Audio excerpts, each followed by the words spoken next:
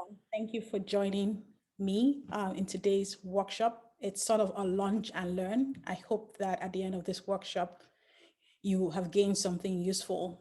And today's workshop is tagged Securing Your Data. And before we get started, we'll just be introducing who Techity Consulting is. My name is Ruth, and I'm the founder of Techity Consulting. Techity Consulting was started in May 2021, and we provide IT consulting and support services for small business owners who are looking to grow their businesses online. Some of the services that we provide at this time include setting up custom business email, setting up custom domain, technology audit solutions, security awareness training, security assessments, and manage IT support services, among others. And before we go into the meat of today's workshop, I'll be sharing some data about data. And I'll be starting with a story that I hope most of us are familiar with. So in 2017, Equifax, which is one of the biggest credit bureaus in the world, as far as I know, reported a data breach where the credit card data of 209,000 people was compromised and exposed to the general public. And it affected in turn 143 million consumers. It was a big deal. It was headlines for weeks, and it cost the company $1.4 billion US. Another fact about data and data breaches is that research, and this is from an IBM research report from 2021, it showed that the average cost of a data breach for Canadian organizations was tagged at $5.4 million in 2021. That is a lot of money to pay for a data breach. In that same report, they mentioned that the average time to identify that your data has been compromised in Canada is 168 days, which is about 6 months. 6 months is a long time for someone with the wrong information or data to wreak havoc. And lastly, 12% of organizations identified, when their data was breached, the information was publicly posted on websites where, leaked information typically are posted on. And you'll be wondering, why is Ruth starting so grim with data breaches and all of that? This information is not meant to scare you. This information is to inform you that while technology and embracing technology, either personally, professionally, or in your business is great, it's also important to understand the risks when you do not apply the necessary control. So today's workshop is to expose you to what the reality of, what happens when data is compromised, but also the hope of, the things you need to do to ensure that your personal data and your business data is not part of this statistic. Before we get into classification and all of the data terms, I want to start from something quite simple. It's so easy to use data and information interchangeably, even though they do not mean the same thing. And as you can see on the slide, we're saying here that data is the collection of recorded values from which you can gain information from. And I'll use a typical example that we are familiar with. If you have maybe a Zoom registration like for this event and you export that report, it will typically have what you filled when you signed up. So first name in one column, last name, email address, and phone number. If I were to copy just the first name column and paste in a text file and share with you, it will not be very useful information, because you look at it and be like, so this looks like a collection of names. What does this relate to? What does this tell me? It doesn't tell me anything. It just shows me that there are different names on this list. But information, is when data is kind of made sense out of. It informs you about something. It is answering a specific question. It is representing a specific truth or fact. So the difference between data and information is when I give you just column A, which is first name, and when I give you the entire spreadsheet of first name, last name, email, and phone number. So like in the example you're seeing here for data, I just have disparate data about a city called Ottawa and a name called Ruth, and then a couple of numbers. That number can be a bank account number, it can be a phone number, it can be anything. But when it's information, it's translated into the required format of a name format and a phone number format. Now that we've gone through the description of data versus information, what is data security? Data security is how you protect the data that you own or the data that you collect from unauthorized access, corruption, or theft throughout its entire life cycle. What do we consider as a data life cycle? Data life cycle is from the time that that data is created to the time it is used, to the time that it is deemed not to be useful anymore and it is deleted or destroyed. And now I'll be taking us through some series of easy questions, I hope, just to get your mind thinking about the type of data that you own and collect. And if you have like a notepad and a pen beside you, you can just scribble down the thoughts that come to your mind. If you want to open the Notes app on your phone or whatever you feel comfortable with. Begin to think, what type of data do you own? Now that we've kind of looked at what data looks like, it just looks like disjointed combination of letters. What type of data do you own? And if you're a business owner, what type of data do you collect from your customers? What type of data do you expect to receive from your customers to provide the service that you have advertised for them? And this question is not for us to come and say, oh no, you got that right or you got that wrong. It's just really to see how you understand data to be now and what you understand data and securing your data to be after the end of this workshop. And while you're thinking about that first question, begin to think about if you have your data managed or consumed by a third-party provider for some reason, maybe your customer has to fill a Google Sheet, or you have a mailing list where you're uploading your customer information. Even personally, maybe you have your sensitive information stored in an offline location managed by a third party. So maybe you're using Box or Dropbox. What type of data do you store in those things, with those providers?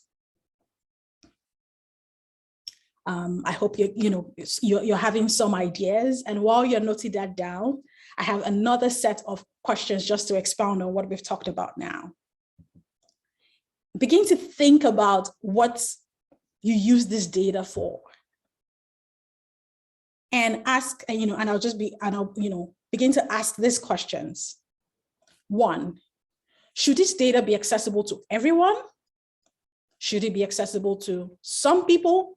Or should it be accessible to nobody at all? Also, should this data be modified? Can someone go and modify it and put whatever they like? Or can it be deleted by anyone that has access to that data? Can it be modified by specific people? Should it be modified by specific people? Should it be modified by no one at all? Should the data always be available for use? Is there a time where you determine, oh, I do not need this data anymore? I think it's time to delete it. Do you do annual, semi-annual data cleanup with the data that you listed from the previous slide? I promise all of this is going to make sense very soon. And now I'll be delving into data classification labels. Depending on your field or your industry, there are a myriad of factors that will determine what data classification labels apply to you.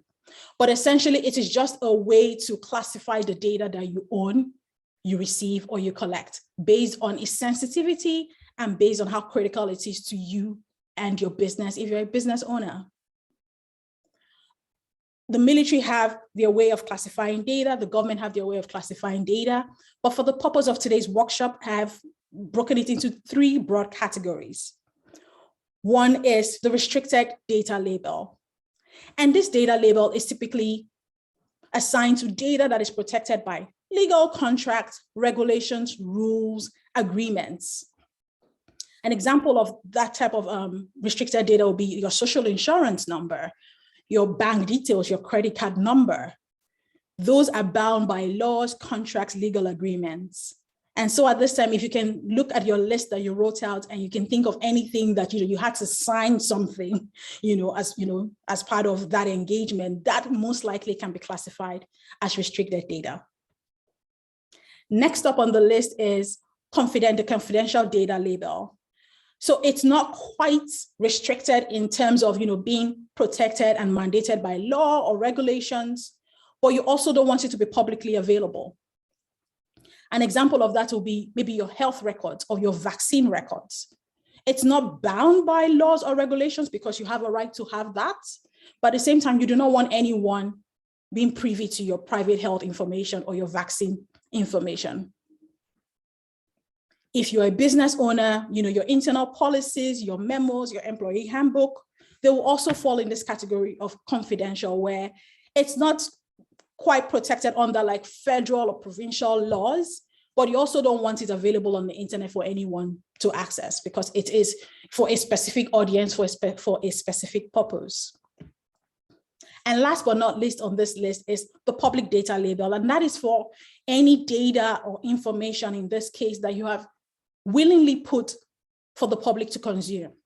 You've made it freely available on the internet. So that may be as simple as your social media accounts. That can be like your website and anything that you've publicly put on the internet, either by yourself or you have agreed for a third party to put. Maybe for instance, your Amazon review. Your Amazon review is public because when you entered that review and hit submit, you considered that anyone that went to browse that item was going to be able to see your review and make an informed decision about that purchase. Now that we've done all the things about data labels, now what? How do we go about securing this different type of data? And in this, I'm classifying restricted and confidential in the same category, just because the controls that apply for restricted data also apply to confidential data. And first things first is apply your Windows or MacBook patches, any security or application updates that you see pop up. Please apply them.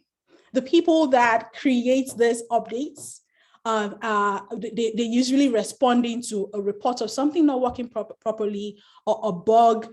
It's a myriad of reasons, but typically those updates are released to fix issues and to make your system or your application or whatever tool you're using work better. In the case of the Equifax data breach I'd mentioned earlier, the reason that there was a data breach wasn't because they did not put, a strong password, to access their network. It was because they did not apply a patch when it was released. They waited for 2 months, and within the 2 months between when the patch was released, it was exploited and they gained access to millions of sensitive information. Another way to go about securing the data that you've classified as restricted and confidential is use a secure file transfer service.